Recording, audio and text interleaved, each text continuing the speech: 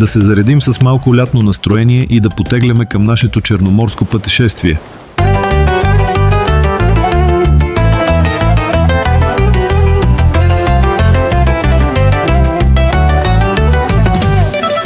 Сивият град ме задушава, прашният свят ме уморява. Хвърлям багажа без да му мисля, подкарвам колата и газ към брега. Оставям зад мен всичките грижи, календара и всеки един срок. Натискам педала, морето е близо, започва за мен най-хубав живот. Пулсът се вдига, усещам солено. Въздухът вече ухае на юг.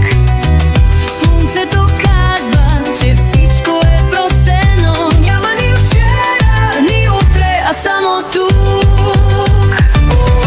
Златни дни и солени нощи, слънцето в нас ще гори до безкрай.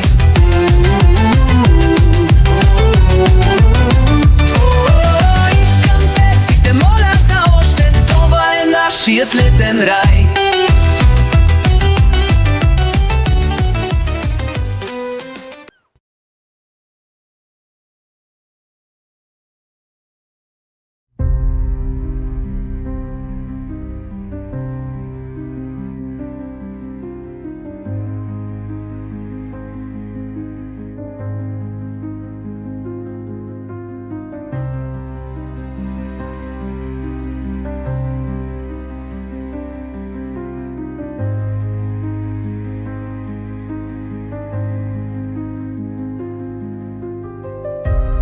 Първата ми дестинация е място, което носи две имена и пази две души. Закотвено край бреговете на Южното ни Черноморие, то е едновременно светилище и затвор, райска градина и царство на змиите. От брега, сред уханието на пясъчни лилии и тихия шепот на вълните, го познаваме като остров Свети Тома. Легендата разказва, че тук е намерил убежище самият апостол, а по-късно пирати са криели съкровища в подводните му пещери. Някои дори вярват, че това не е остров, а древно тракийско светилище, издигнато от човешка ръка. Но приближиш ли се по вода, пред теб се разкрива другата му същност. Това е Змийският остров. Името му идва от сивите водни змии, които се плъзгат безшумно във водите около него, безобидни пазители на неговите тайни. Но фолклорът е по-страшен. Той разказва, че тук света Марина е заточила злите змии, които хапели хората.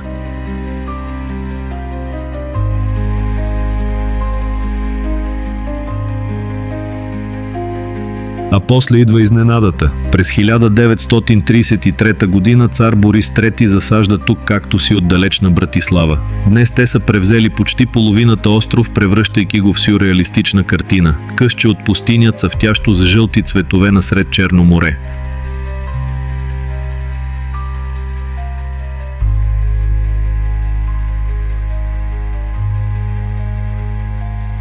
Островът на Светеца и Змията.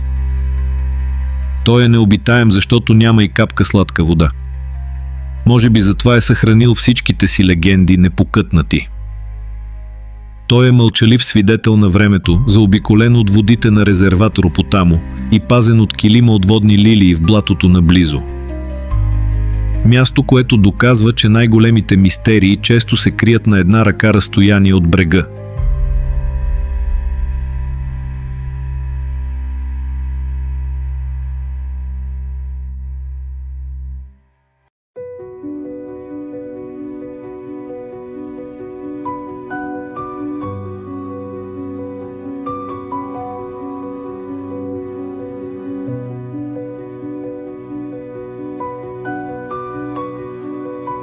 Съвсем близо до Змийския остров.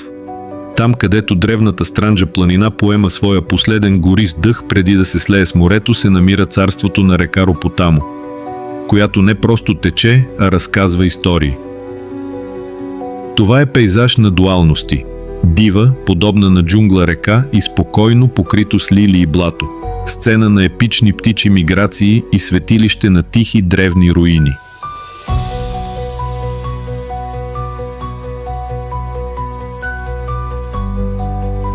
Тук се срещат двама главни герои. Устието на река Ропотамо, място на драма и дълбока история, и лагуна със спокойна, неземна красота. Но това, което веднага отличава този регион, е неговият уникален екологичен подпис. Това е домът на Лонгозната гора, рядка джунгла на умерения климат, реликва от друго време. Този факт поставя началото на темите за дивото и мистериозното, които ще бъдат изследвани в това пътешествие.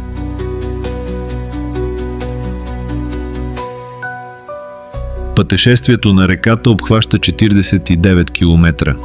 Започвайки от изворите и в Рида Босна в Странджа, където първоначално е известна като Церовска река. От тесен планински поток тя се трансформира в широка, бавно движеща се река, която образува грандиозно устие или лиман, преди да се влее в Черно море. Забележителен е фактът, че водите й преминават от сладки към солени, докато се приближават до брега, създавайки уникална среда за живот.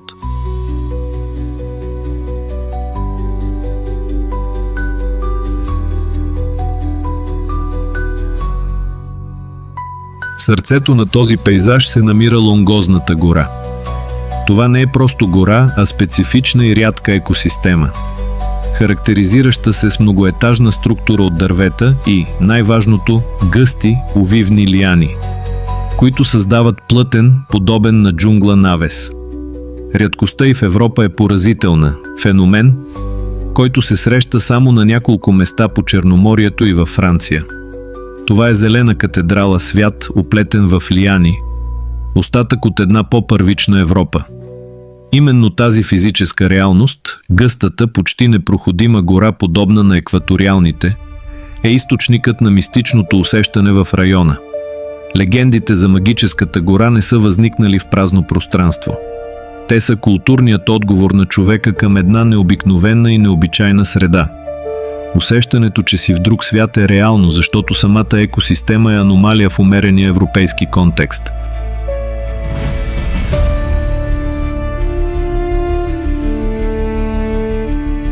Над ленивите извивки на реката бди иконичната скална формация Лъвската глава. Тя е природна скулптура. Колосален каменен страж, който сякаш охранява реката. Нейната възраст от 65-70 милиона години и височината й подчертават нейното древно, вечно присъствие. Пейзажът е неразривно свързан с могъщата тракийска цивилизация, която е доминирала по тези земи. Наблизо се намират руините на тракийската крепост Ранули, известна още като Вълчаново кале, която бди над района. Тя е част от по-голям комплекс от важни тракийски обекти в Странджа, като светилището Бегликташ, легендата за съкровище, заровено в скалния феномен Лъвската глава, вероятно не е просто случайна приказка. Тя може да се тълкува като народен спомен за историческото значение на скалата. Откриването на руини от стара сграда и големи каменни топки с еднакви размери, за които се предполага, че са използвани като боеприпаси за катапулт, на върха на скалата предполагат, че това е било укрепено или свещено място, където са се съхранявали ценни предмети или дарове. По този начин легендата се превръща в изкривен, вековен спомен за действителната историческа роля на скалата, придавайки дълбочина и достоверност на мистичния елемент.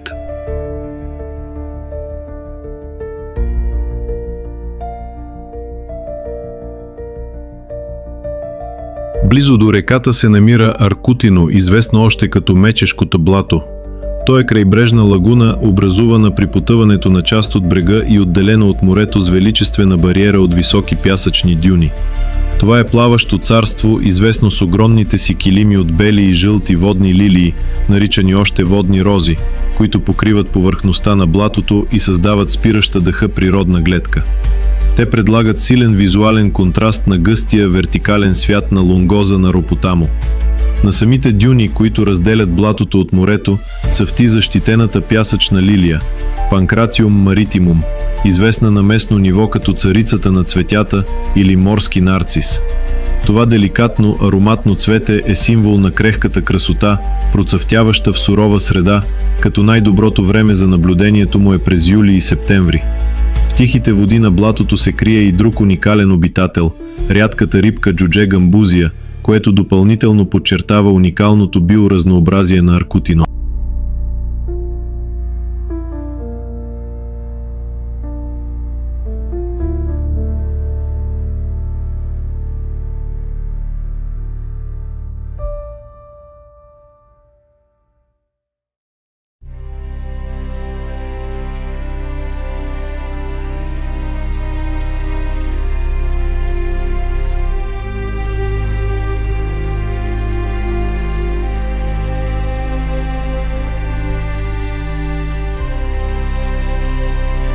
Силистар не е просто статичен пейзаж от пясък и вода.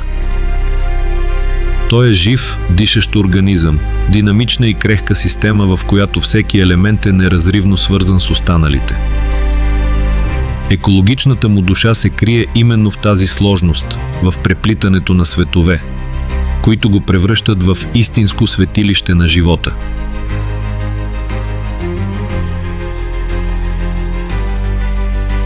Пясъците на Силистар не са инертна материя, а жив хабитат, сцена на деликатен екологичен баланс. Тук се намират едни от последните останали по българското Черноморие бели понтийски дюни. Те не са просто пясъчни хълмове, а древни, крехки образувания паметници на едно крайбрежие, което на много други места е безвъзвратно изгубено под бетон и асфалт. Тяхното оцеляване тук е свидетелство за изолираността и чистотата на залива. Върху тези дюни, като скъпоценен дар, цъфти пясъчната лилия – Панкратиум маритимум. Силистар е най-южното находище на това защитено цвете в България, което го превръща в ключов биоиндикатор за здравето на плажната екосистема. Нейният деликатен бял цвят, който се появява през юли, е символ на непокътнатата природа на залива.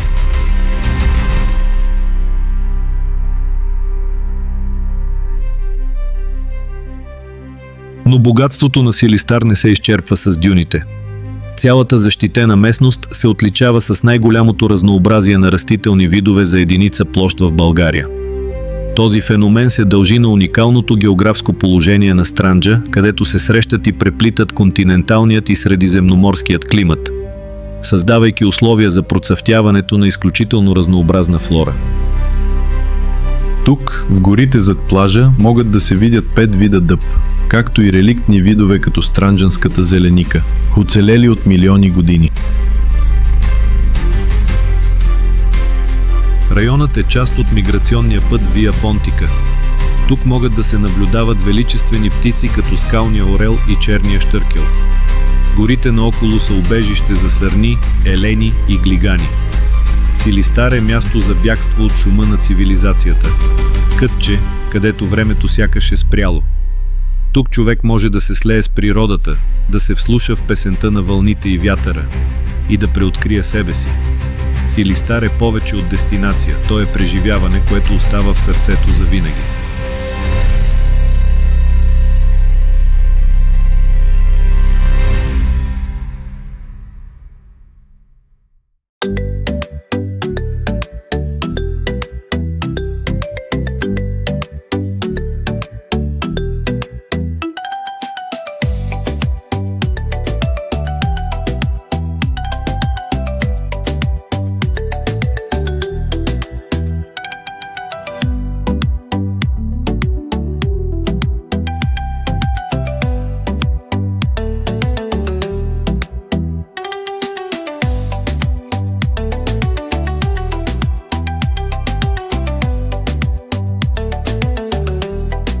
За едно дете от Бургас, морето не е просто вода.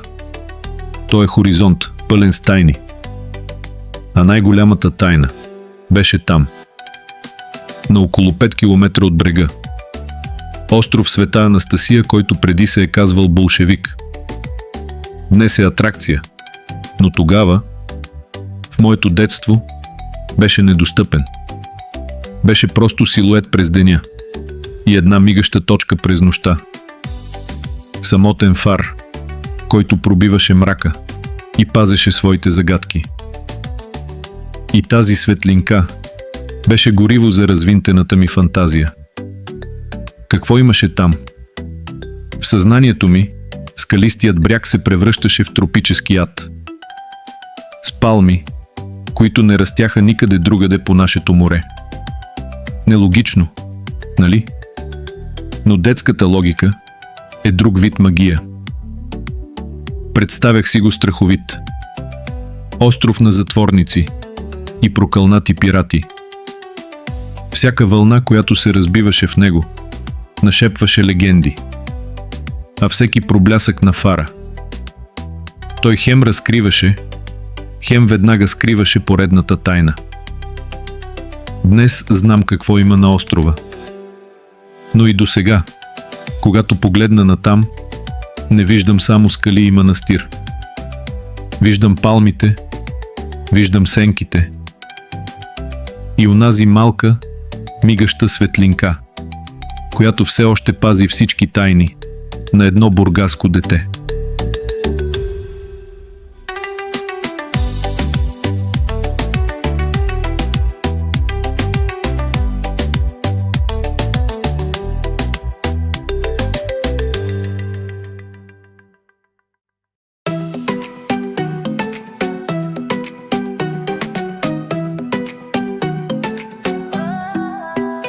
Сивият град не задушава, прашният свят не уморява. Хвърлям багажа, без да му мисля, подкарвам колата. Ето така, приятели, още едно невероятно лятно приключение е към своя край. Слънцето, морето, всички онези спиращи дъха гледки и споделени моменти, всичко това бавно се превръща в красив спомен, който ще носим със себе си. Всяко пътешествие има своя финал, но магията му остава в разказаните истории и в усещането за свобода, което ни донесе. Благодаря ви, че бяхте моята компания по пътя и изживяхте всичко това заедно с мен. Ако моето приключение ви е харесало и ви е накарало да се усмихнете, най-голямата подкрепа за мен ще бъде да оставите един лайк под видеото. И разбира се, за да не пропускате следващите ни пътешествия и да сте сигурни, че ще ги видите първи, не забравяйте да се абонирате за канала и да натиснете онази малка камбанка до бутона. Искам да изкажа и едни специални огромни благодарности на всички членове на канала. Вашата подкрепа е безценна и именно тя прави тези видеа възможни. До нови срещи, пътешественици!